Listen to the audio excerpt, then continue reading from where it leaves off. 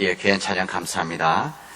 여러분, 빙산도 항상 위에 부분만 보이는 거 아니겠습니까? 그 밑에 있는 부분이 안 보이는데, 오늘 이렇게 찬양 위에서 많은 연습을 하셔야만 이렇게 나와서 하시는 겁니다.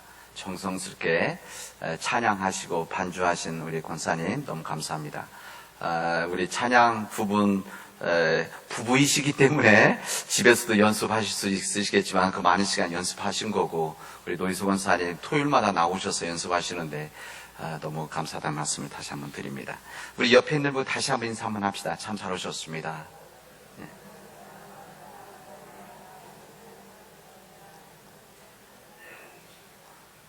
이렇게 날씨가 흐릴 때는 얼굴이 밝아져야 되고 자꾸 인사하고 웃어야 됩니다.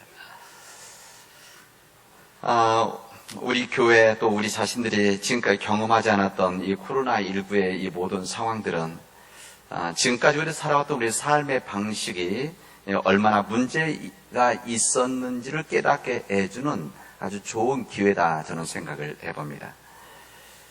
인간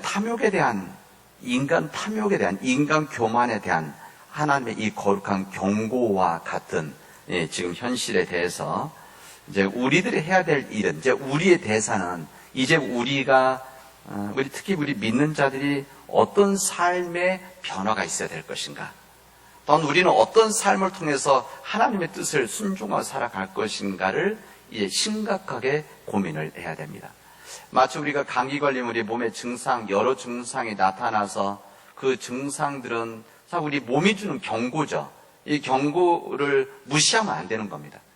그 다음부터는 우리가 몸을 쉰다든지 약을 먹는다든지 이것을 해야만 몸이 회복되어지는데, 만약 이것을 무시하면 더 심각한 병에 이를 수 있다고 하는 것을 우리 몸이 알려주듯이, 어쨌든 지금의 우리의 이 힘든 여러 가지 상황들, 아까 광고 시간 말씀드렸듯이 우리 지금 겪고 있는 여러 가지 이 힘듦들이 이게 그냥 이루어진 일들이 아니라, 다시 말하면 이 지금이라고 하는 것은 이 과거의 결과이고, 지금의 결과는 미래에 드러날 것이기 때문에 지금을 잘 해야 된다. 저는 이것을 여러분께 말씀드립니다. 이 주님의 뜻을 이 교회 공동체를 통해서 구현하려고 하는 저 목회자로서는 이런 우리 상황 속에서 정말 교회가 무엇인가, 또 교회 사명이 무엇인가, 교회의 본질이 무엇이고 교회가 어떤 길을 걸어가야 될 것인가를 심각하게 고민하면서 묵상합니다. 스스로 질문을 하자.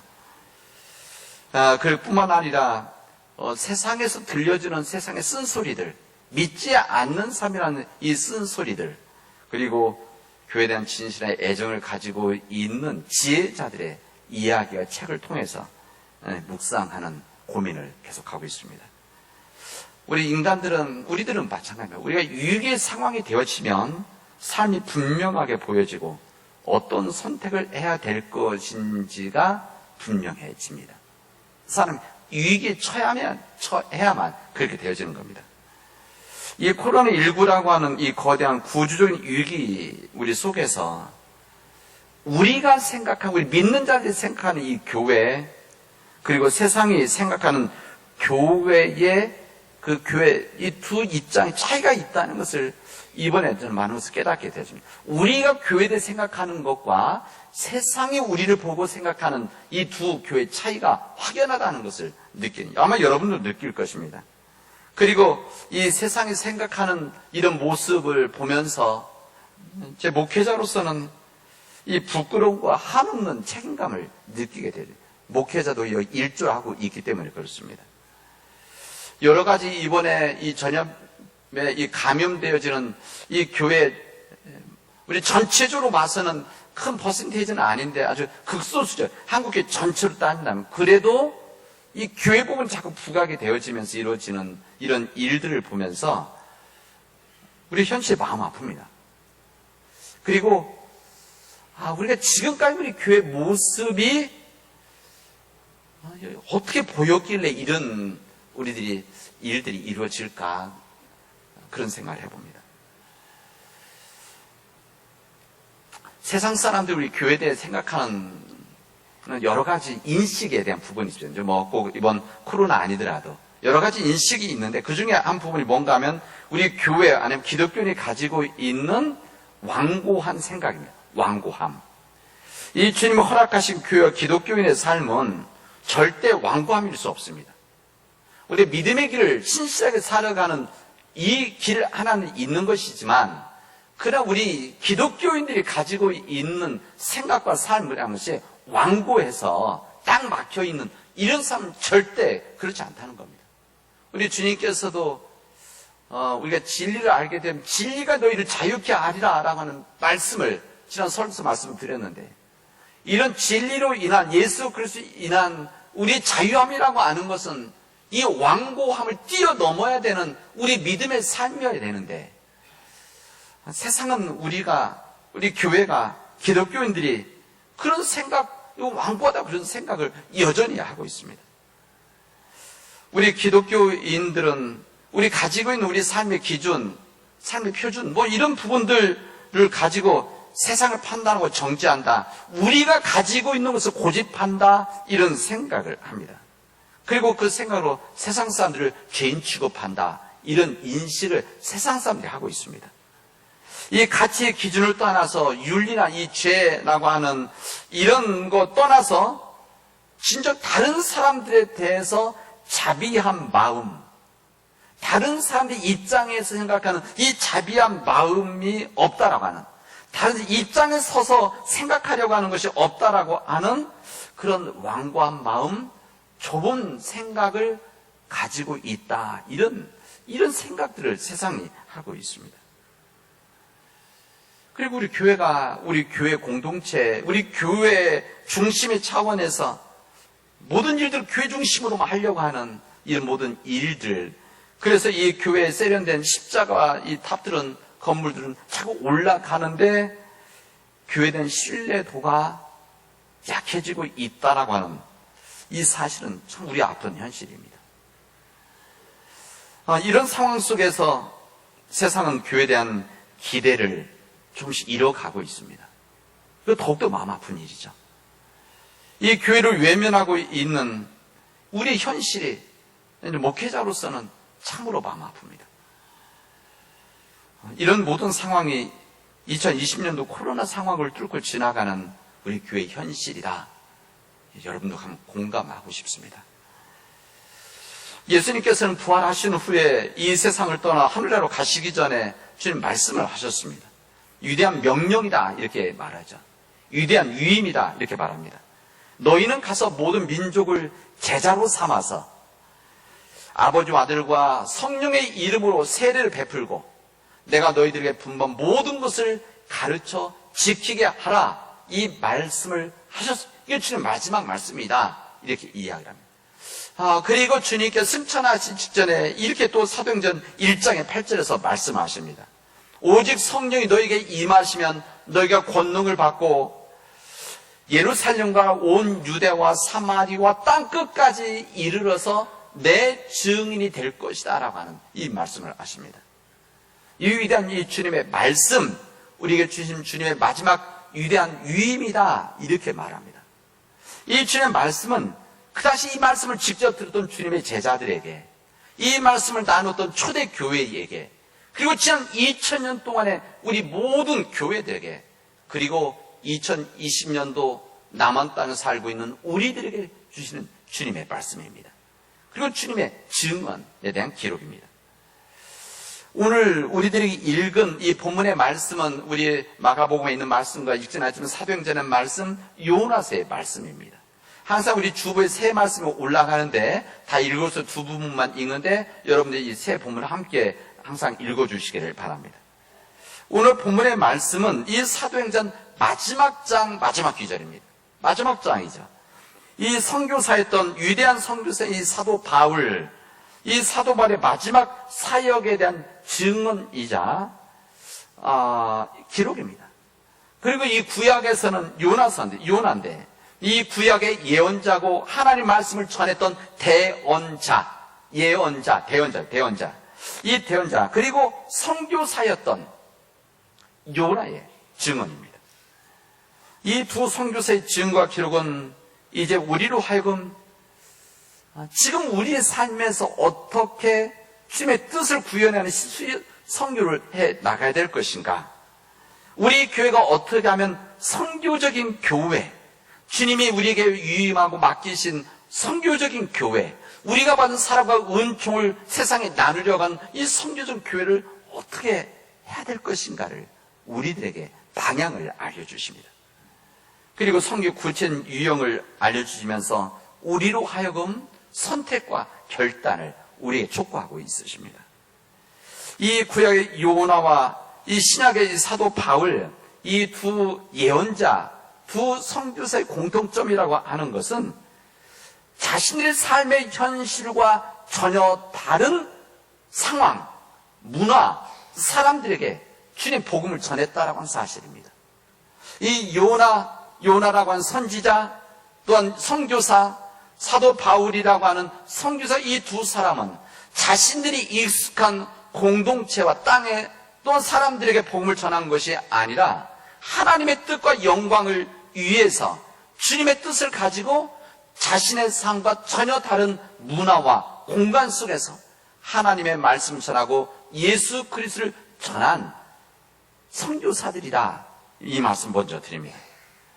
이 삶의 현실이라기보다는 자신의 믿음에서 가지고 있었던 관점에서 보면은 어떻게 생각하면 가고 싶지 않은 땅, 가고 싶지 않은 사람들에게, 그들에게 찾아갔고 그들에게 복음을 전했다는 겁니다. 그리고 복음의 삶을 살았다는 건 사실입니다.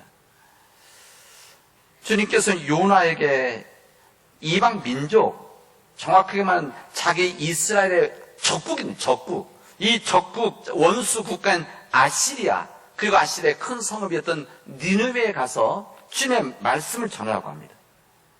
큰 성 이 니느웨, 하나님 앞에 지은 죄들이 크기 때문에 이들이 큰 그 악독이 내 앞에 상달되었다, 이 말씀을 전하라고 하십니다. 이 무슨 말씀인가 하면은 너희들의 죄악이 크기 때문에 너희들이 심판하겠다라고 하는 주님의 말씀입니다. 근데 요나는 이 말씀을 들었을 때 이 니느웨 회개를 촉구하는 것, 이것을 받아들일 수가 없었습니다. 왜 그런가? 이방 민족은 구원받을 수 없는 사람들인데 자신이 지금까지 알고 있는 지식과 이 신앙 안에서는 이방 민족들은 구원받을 수 없고 하나님의 자비함에 있을 수 없는 사람들인데, 거기에다가 우리나라와는 적국인데 원수국가인데 어떻게 여기 나라에다가 회개하라고 외치느냐라고 하는 생각이 있었습니다. 그래서 그는 니느웨로 가자는 것 반대 다시스로 떠나게 되었습니다. 여러분, 세상과 하나님의 사람들, 이 세상과 사람들을 향한 하나님의 사랑이라고 하는 것은 어떤 상황에서도 절대 중단되거나 포기되어진 적이 없습니다. 이게 주님의 뜻입니다. 신구약 전체를 통해 주신 주님의 말씀은 사람들을 향한, 세상을 향한 하나님의 사랑은 절대 중단되어지지 않는다.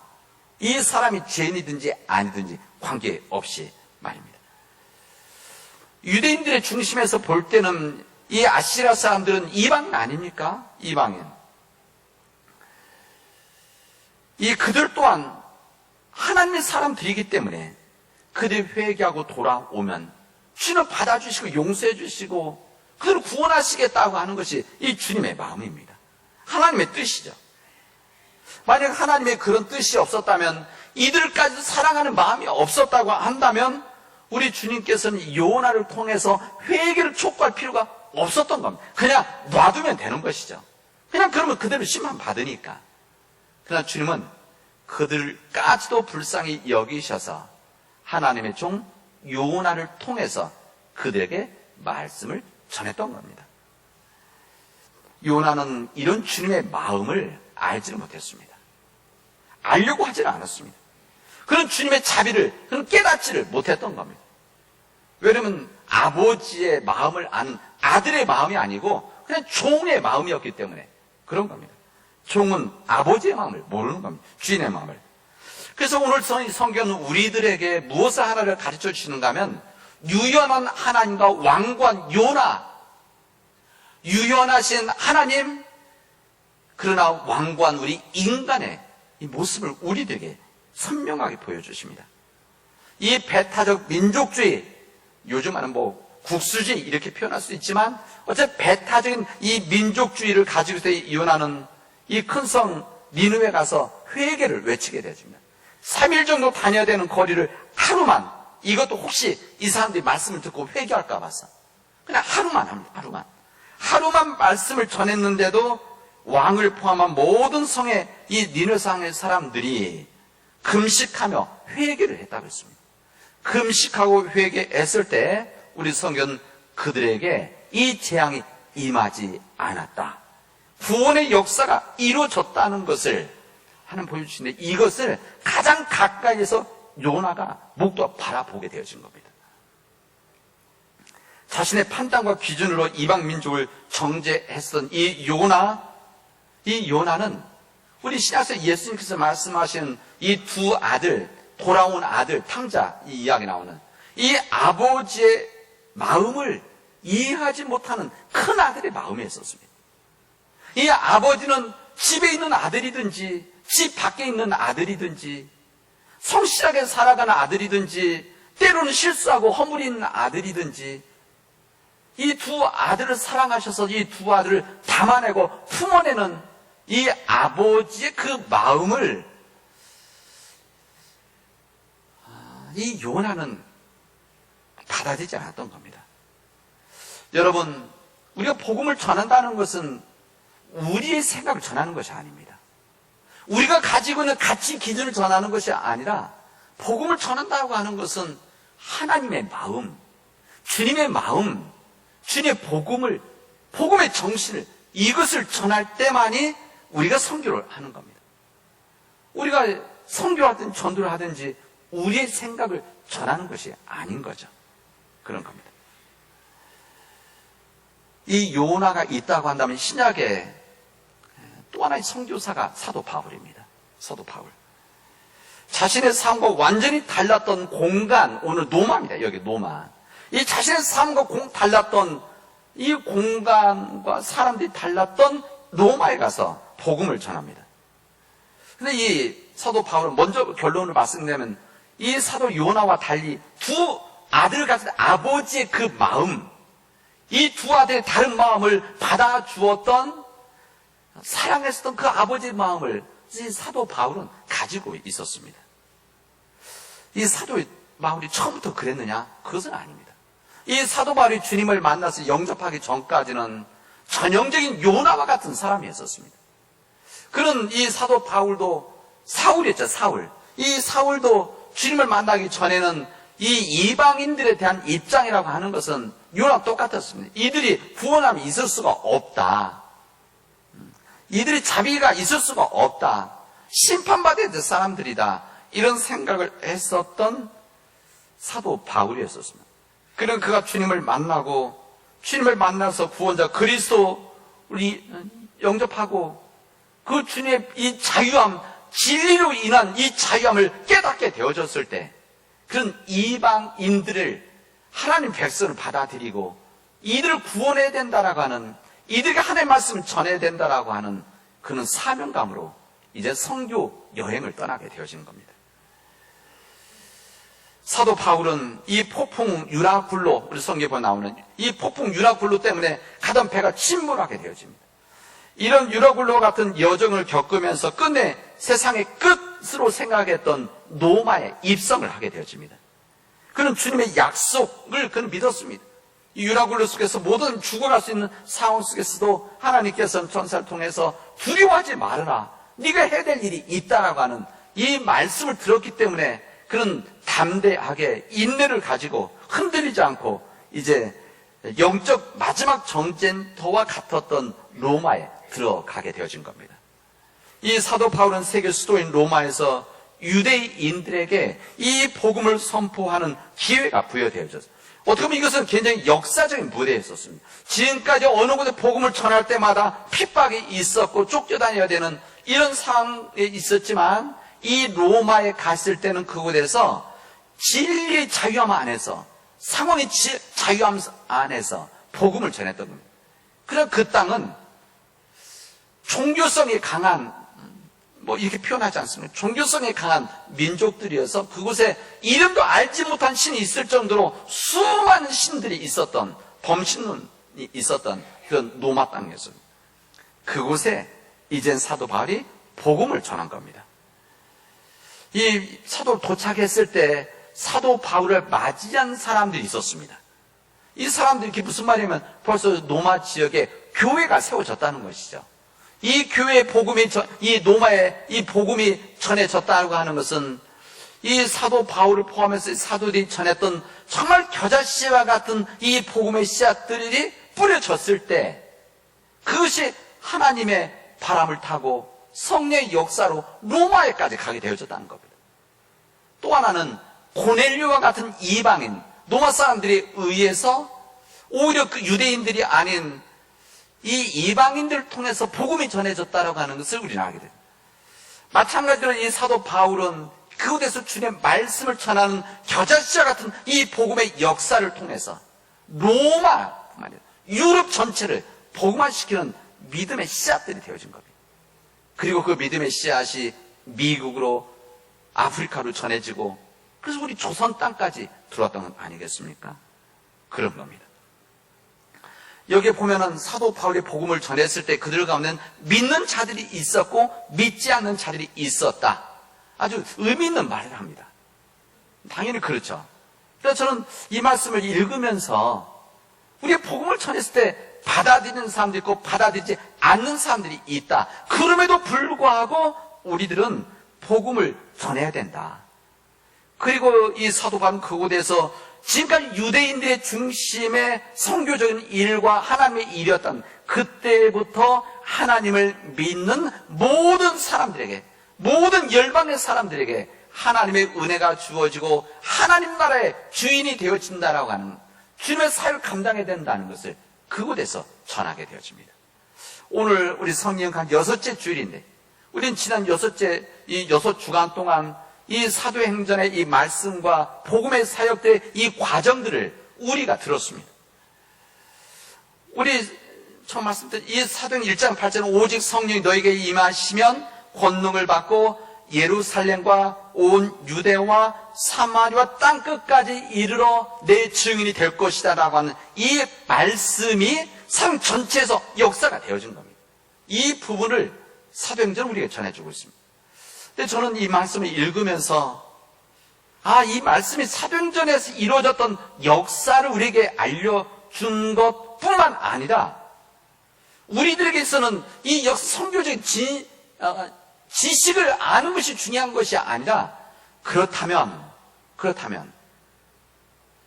우리에게 있어서 예루살렘은 어디이고 우리에게 있어서 온 유대 땅은 어디이고 우리에게 있어서 사마리아 땅 그리고 우리에게 땅끝이 어디인가 이것을 우리에게 도전하는 주님의 말씀을 저는 받아들입니다.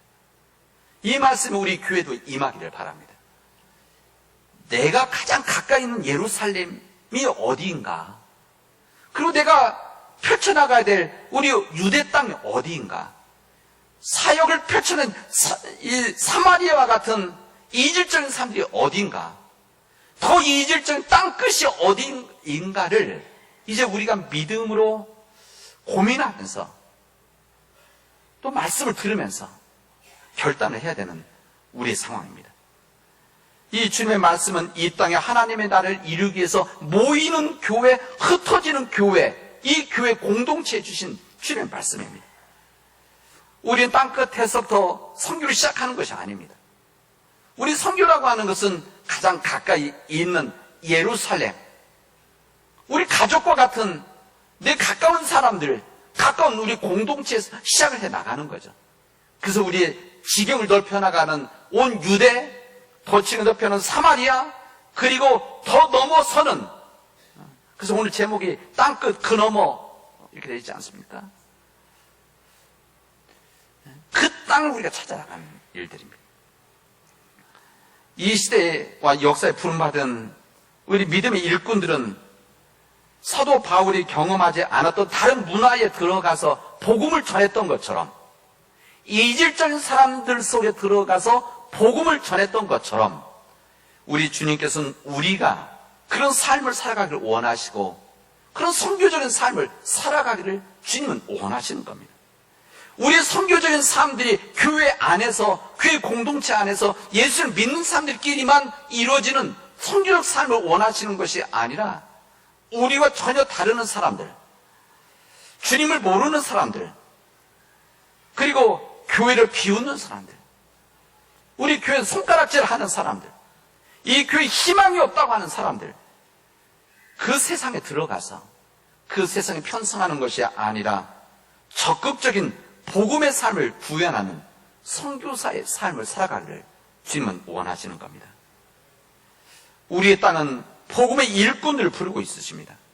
이 코로나 상황 속에서 이제 새로운 땅이라고 말할 수 있는 이 사이버 공간, 다시 말하면 이 온라인 공간이죠. 이 땅을 우리에게 새로운 도전의 땅을 우리에게 지금 말씀하시는 겁니다.